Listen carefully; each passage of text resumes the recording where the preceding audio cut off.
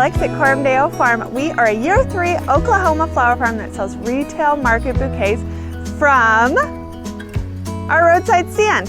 I thought it would be a fun video if I grabbed the camera and took you along on what is kind of a little bit of an average day for me harvesting and arranging bouquets to get ready to sell them the next day. It's currently Tuesday morning. We launched our subscription program this summer. We have one for June and one for July, and the pickup is Wednesday morning. So I harvest a lot on Tuesday morning, and then I arrange all the bouquets Tuesday night so they're ready to go on Wednesday. So I thought I'd grab the camera and kind of show you vlog style, kind of what that process looks for me. So like I said, it's Tuesday morning. I'm up before the kids. The sun has been rising for a little while. I'm a little behind schedule, but I'm out before the kids, and I have a plan of harvesting the rest of the sunflowers in this row that are ready. And then I need to go over and harvest more statice and zinnias, and those flowers will sit and rehydrate and rest in our cottage throughout the day so that later this evening I will have them all ready, all hydrated, looking nice to arrange and make 30 bouquets. So let's get started. I'll show you here. We succession planted our our sunflowers once a week starting in early March for planting. And so we have 1, 2, 3, 4, 5 rows that are already done and I've already harvested. So I'm working on row 6. Row 6 variety right now is Pro Cut Orange Excel. And you can see some blooming, which obviously means I missed them, but I have cut really hard on this row. You can see it's just so many cuts. And so I have another walk through to do. You know, there's lots of pretty ones here that are just opening and ready. Some of these will go in tonight's bouquets if I need them, but I already have a bunch in our cooler. So anything that I don't use, I will keep, and I will use Friday to make for our stand on Saturday.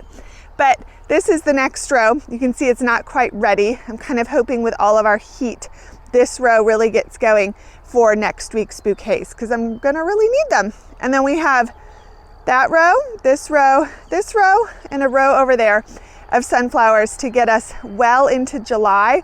And then most likely the zinnias will take over.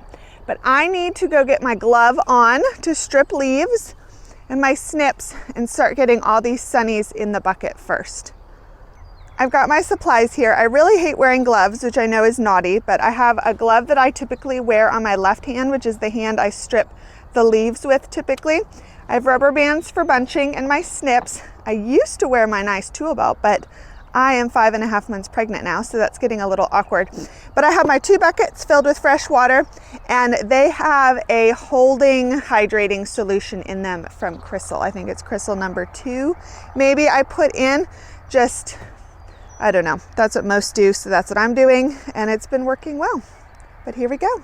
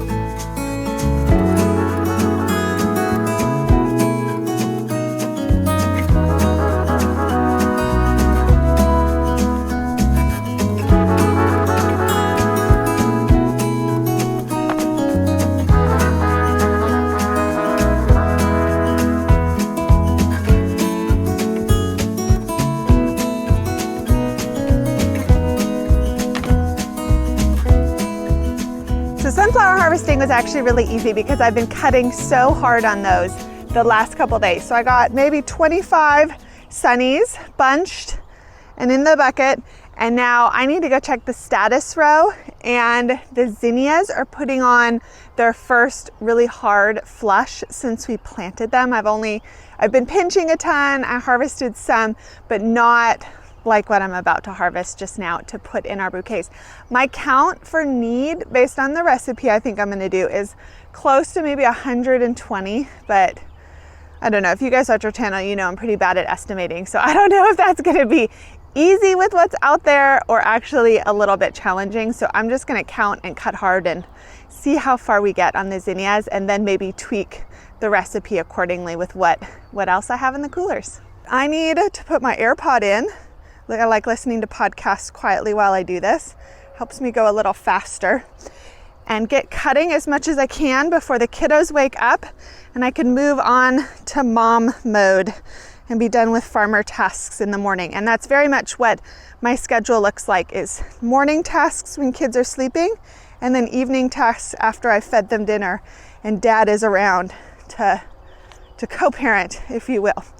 But here we go.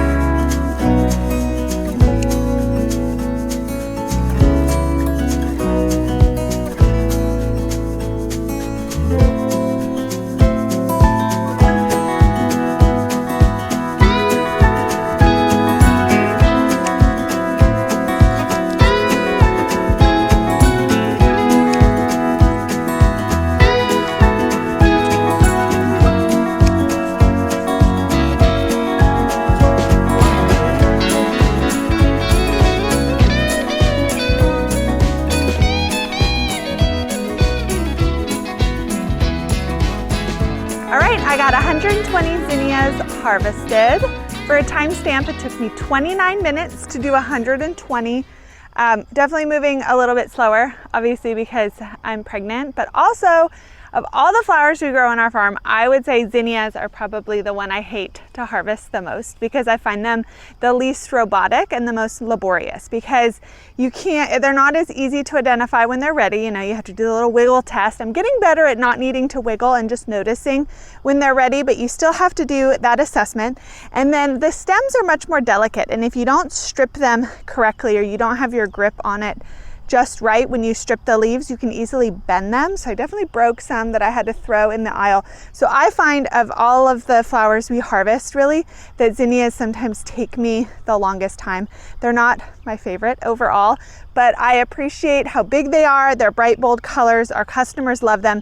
So they're definitely something we're gonna grow. They're just not in my top 5 get really excited to work with flower, but they look beautiful. Let me show you. I bunched them in groups of 10 to make it easy to count to 120, but I also find that when you bunch them a bit in smaller quantities, they don't get quite as bent and crowded. I obviously want to avoid too much of the petals getting crushed, but I have 120 in here. I ran out of bucket space, so I'm going to get a third bucket when we get to the cottage, because I want the status and the sunnies to go in our cooler.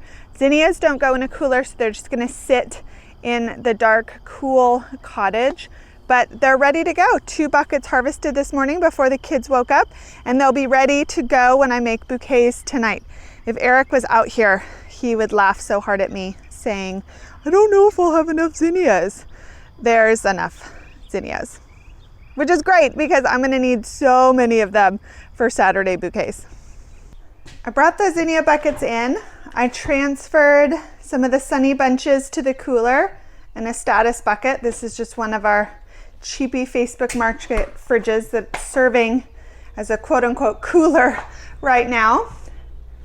I got our zinnia buckets here. I'll turn the lights off and they'll sit in our cool cottage to slurp up water and rehydrate and be ready for tonight. So if you're new to our channel, we are a homeschool family of 4, soon to be 5. So we have a lot of family responsibilities as well. We don't work full-time on the farm. It's a part-time gig for us. So that's why I get up early, get a lot of tasks done before the kids wake up. But now that the tasks are done this morning, I need to get in the house, get everyone fed and dressed, and figure out what we're going to do today. But tonight, I'll grab the camera again, turn it back on, and I'll show you the process of making 30 bouquets for our subscriptions that pick up on Wednesday. So we're back. It is 6:30-ish at night. We've had dinner. The kids are outside playing. They have popsicles. And so the flowers have rested. So now it's time to make the bouquets. I harvested, my snap broke. I harvested these zinnias that you saw and some of the status. And I also have flowers that like the cooler. So zinnias don't like the cooler. So they sat here in the bucket. Status could go in the cooler. So I'll show you what I've been stockpiling all week. A big question we get is like, well, what do you do all week when you only have 1 or 2 sales days? And I harvest when those flowers are ready and they can go in the cooler. If it's like a zinnia, I harvest the morning before I'm making the bouquets or the night before I'm making the bouquets because you can't really store them ahead of time. And so this is where our sunnies have been. This is since Saturday accumulation. Today is Tuesday. I hold them typically 4 or 5 days. They're not fully open, but they've started to open, which is a great look to have also from a retail perspective, because most customers aren't going to know that, it's better to get them super tight. But these will last them at least a week, and that's the quality we go for. So I have a little roadie grasshopper that's been living in the cooler. And then in our other fridge, our fridge cooler system we have going, this is all the status you saw me harvest this morning. And so we have this, and I have an extra bucket of sunflowers if I end up needing them. If not, they were harvested tight enough to hold until Friday when I need them, because those were harvested Monday and Tuesday.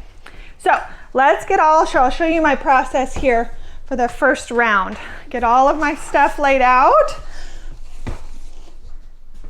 Since I already knew what I have, I already created a recipe. I'll tell you what it is, and then I'll show you my process for making bouquets. So look at all these pretty colors. Oh, so this is fun. Eric's showing his little craft he did. So one of Eric's jobs that he did on Saturday in the tunnel for tunnel maintenance is he went through and he pinched all of the first buds on the lisianthus we have growing, because you pinch the first bud because it encourages the rest of the blooms on the stalk to bloom. But they're so pretty. It was hard just to throw them away. So Eric had help with our youngest collect them all. And we took some fun pictures and stuff. And they've just been sitting here, can you believe it, since Saturday. And they still look like this out of water. So I guess if some of you are... You gotta give them a day, like how many days? Saturday, Sunday, Monday, so 4 days. So I guess if some of you are actual farmer florists that does wedding work, lisianthus would be great in a bridal bouquet or a boutonniere that sits out of water for a long time, clearly. But let's talk about our recipe. So we sell retail bouquets.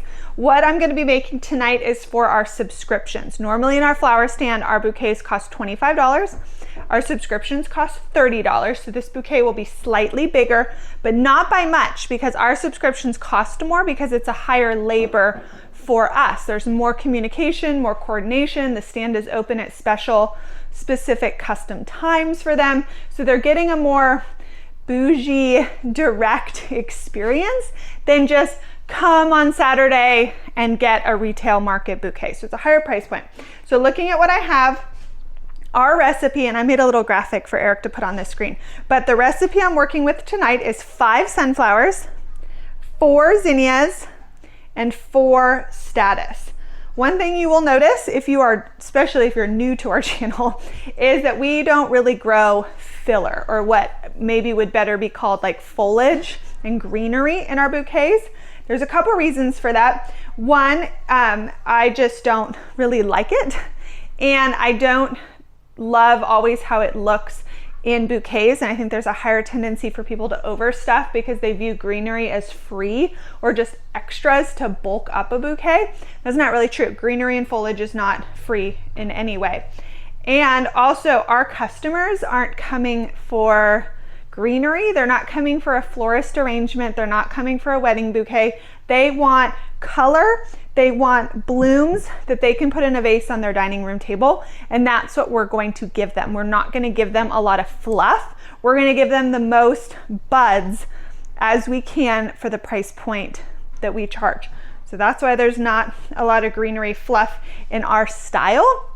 It's what our customers want, And we more often than not sell out from our flower stand every week. So that feedback from our customers is also, you know, validating in what our style is. So let me show you here. Eric's got the camera so it helps me, but I'll show you here how I make our bouquets. If you want to slow down detail step by step, we actually have 2 videos about how we make our market bouquets. We have one from last year showing a lot of summer flowers. We also have one from this year of what the process looks like, the mechanics, the design, how I wrap with the rubber band, you know, all of those like little nitty-gritty details that I do think is helpful to see instructionally. I'm not going to go over that this time, just generally show you what we do. But what I like to do is on our long table here, I can fit 10 bundles and I put them all out at once, and then I go through and design them in my hand, wrap them up, and get them in the bucket. I will say that the floret method, if you will, is to put all of these buckets of individual flowers up here on the table and then select out of them into your hand and build a bouquet. A lot of people do this.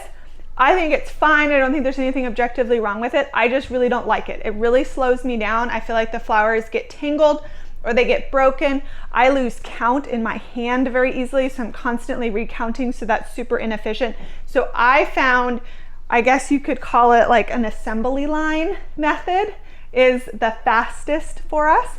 And it doesn't matter if you're selling 10 bouquets or 100 bouquets, you should be working on efficiency. So that's what we care about. So first up is 5 sunflowers.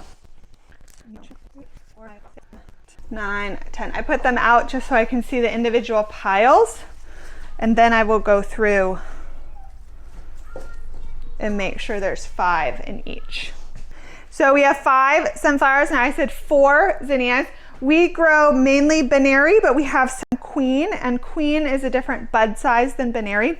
And so while I'm not going to obsess over each individual flower, I do like to make sure that everyone gets a bit of a mix. So one bouquet isn't composed of like all queen series and another one has like the absolute biggest Baneris that I harvested sort of thing. But by doing the assembly line method, you see how beautiful these are. I bundled them in groups of 10, so this actually makes it easy too. Sometimes they get a little wonky, but I think that's part of their character. So because of that, I can just go through really quickly. Now, when I go to make the bouquet in my hand, that's the time where I can do like an extra eyes on quality control. So right now I'm just getting the bundles out, but when I'm going to make them in my hand, if I look and I say like, oh, that one has too much bug damage or that one's just way too funky, that's when I can swap it out at that time instead of doing it at this phase when I'm just trying to get all the bundles made. So let's do, so it's 4 zinnias, so let's do the status. We grow a QIS mix, and we buy plugs of status, and when you buy plugs, a mix, you obviously are at the mercy of the color palette that mix gives you. This mix ended up being fairly yellow dominant, which I don't love just because we have so much yellow in the sunflowers, but it's still a really high quality stem and it's really beautiful and long lasting.